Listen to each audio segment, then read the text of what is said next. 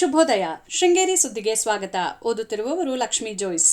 ಶ್ರೀ ವಿಶ್ವವಸುನಾಮ ಸಂವತ್ಸರ ದಕ್ಷಿಣಾಯಣ ಹೇಮಂತ ಋತು ಪುಷ್ಯಮಾಸ ಶುಕ್ಲಪಕ್ಷ ಚತುರ್ದಶಿ ಮೃಗಶಿರ ನಕ್ಷತ್ರ ದಿನಾಂಕ 2/1/2026 ಶುಕ್ರವಾರ. ಮುಖ್ಯಾಂಶಗಳು: ಹಣಕಾಸು ಸಾಕ್ಷರತೆ ಮತ್ತು ಸೇವಾ ವಿತರಣಾ ಕೇಂದ್ರದ ಉದ್ಘಾಟನೆ. ಸುದ್ದಿಯ ವಿವರ. ಸ್ವಸಹಾಯ ಸಂಘದ ಸದಸ್ಯರಿಗೆ ಆರ್ಥಿಕ ಸಾಕ್ಷರತೆ ಪಡೆಯುವುದರಿಂದ ಕುಟುಂಬದ ಆರ್ಥಿಕ ಸ್ಥಿತಿಯನ್ನು ಉತ್ತಮಪಡಿಸಬಹುದಾಗಿದೆ ಎಂದು ಮೆಣಸೆ ಗ್ರಾಮ ಪಂಚಾಯಿತಿ ಅಧ್ಯಕ್ಷೆ ಸಂಧ್ಯಾ ಮರಿಯಪ್ಪ ನಾಯಕ್ ಹೇಳಿದರು.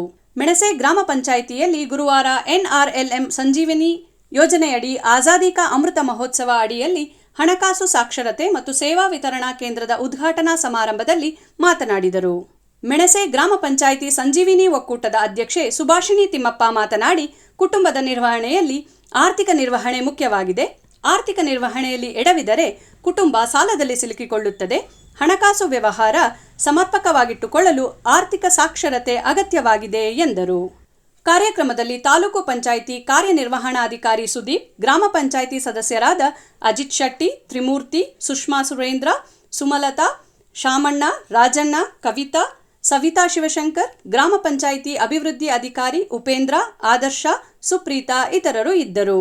ಪ್ಲಾಸ್ಟಿಕ್ ಅತಿಯಾದ ಬಳಕೆಯಿಂದ ಪರಿಸರಕ್ಕೆ ಅತಿಯಾದ ಮಾಲಿನ್ಯ ಉಂಟಾಗುತ್ತಿದ್ದು, ಇದರಿಂದ ಜನಸಾಮಾನ್ಯರಿಗೆ ಅನೇಕ ಆರೋಗ್ಯ ಸಮಸ್ಯೆ ಉಂಟಾಗುತ್ತಿದೆ ಎಂದು ಹಿರಿಯ ಸಿವಿಲ್ ನ್ಯಾಯಾಧೀಶ KT ರಘುನಾಥ್ ಗೌಡ ಹೇಳಿದರು. ಬೇಗಾರ್ ಮುರಾರ್ಜಿ ದೇಸಾಯಿ ವಸತಿ ಶಾಲೆಯಲ್ಲಿ ಬುಧವಾರ ಏರ್ಪಡಿಸಿದ್ದ ವಿಶ್ವ ವಿಕಲಚೇತನ ದಿನ ಪರಿಸರ ಕಾನೂನು ಸಾಕ್ಷರತಾ ಕಾರ್ಯಾಗಾರ ಉದ್ಘಾಟಿಸಿ ಮಾತನಾಡಿದರು.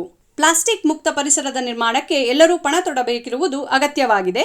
ಸರ್ಕಾರದ ಸೌಲಭ್ಯ ಪಡೆಯಲು ಜನನ ಮರಣ ಪತ್ರ ಕಡ್ಡಾಯವಾಗಿದೆ. ಮನೆಯಲ್ಲಿರುವ ವಾಹನ ಚಲಾಯಿಸಲು ಮಕ್ಕಳಿಗೆ ನೀಡಬಾರದು. ಅಪ್ರಾಪ್ತರು ವಾಹನ ಚಲಾಯಿಸಿದರೆ ಮಾಲೀಕರಿಗೆ ಗರಿಷ್ಠ ದಂಡ ವಿಧಿಸಲಾಗುವುದು ಎಂದರು.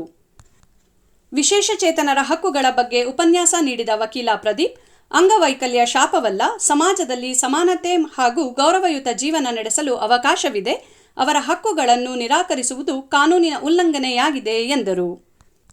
ವಲಯ ಅರಣ್ಯಾಧಿಕಾರಿ SV ಮಧುಕರ್ ಪರಿಸರ ಸಂರಕ್ಷಣೆ ಬಗ್ಗೆ, ಆರೋಗ್ಯ ಶಿಕ್ಷಣಾಧಿಕಾರಿ ಬೇಬಿ ಹದಿಹರಿಯರ ಆರೋಗ್ಯ ಮತ್ತು ಮಾದಕ ದ್ರವ್ಯದಿಂದ ಉಂಟಾಗುವ ಸಮಸ್ಯೆ ಬಗ್ಗೆ ಉಪನ್ಯಾಸ ನೀಡಿದರು. ನೆಮ್ಮಾರು ಗ್ರಾಮ ಪಂಚಾಯಿತಿಯ ತನಿಕೋಡು ಸಂದೇಶ್, ವಯಸ್ಸು 45, ಸಾಲಬಾಧೆಯಿಂದ ಗುರುವಾರ ಆತ್ಮಹತ್ಯೆ ಮಾಡಿಕೊಂಡಿದ್ದಾರೆ.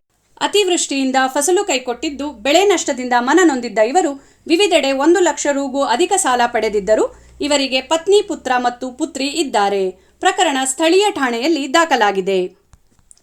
ಕೂಟ ಮಹಾಜಗತ್ತು ಶೃಂಗೇರಿ ಅಂಗಸಂಸ್ಥೆಯ ರಜತ ಮಹೋತ್ಸವ ಕಾರ್ಯಕ್ರಮವು ಜನವರಿ 3 ಮತ್ತು 4ರಂದು ಶ್ರೀ ವಿದ್ಯಾಭಾರತಿ ಭವನದಲ್ಲಿ ವೈಭವಯುತವಾಗಿ ನಡೆಸಲು ತೀರ್ಮಾನಿಸಲಾಗಿದೆ ಎಂದು ಅಂಗಸಂಸ್ಥೆಯ ಅಧ್ಯಕ್ಷ B ನಾಗರಾಜ್ ತಿಳಿಸಿದ್ದಾರೆ.